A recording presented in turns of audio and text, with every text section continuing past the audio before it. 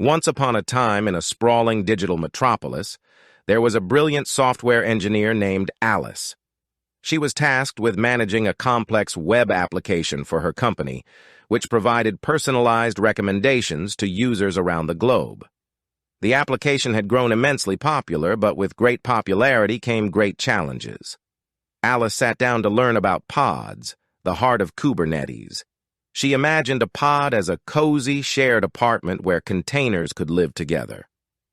These containers, while in the same pod, could communicate with each other easily, as if they were neighbors. Each pod had its own unique IP address, which made it feel like a separate house in the digital neighborhood.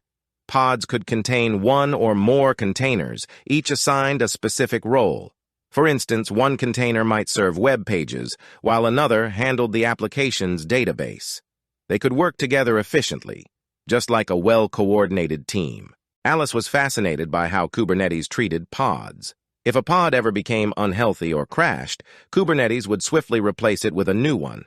It was like having an automated handyman who fixed things in the apartment while she slept peacefully. One of the most magical things about pods was their ability to scale.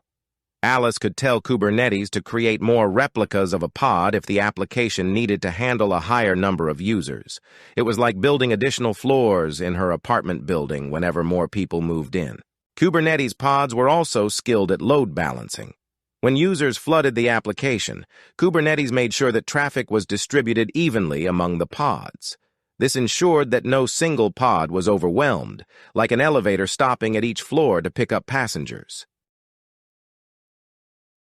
Whenever she wanted to update her app, it allowed her to perform rolling updates, meant that new pods were gradually introduced while old ones were gracefully retired.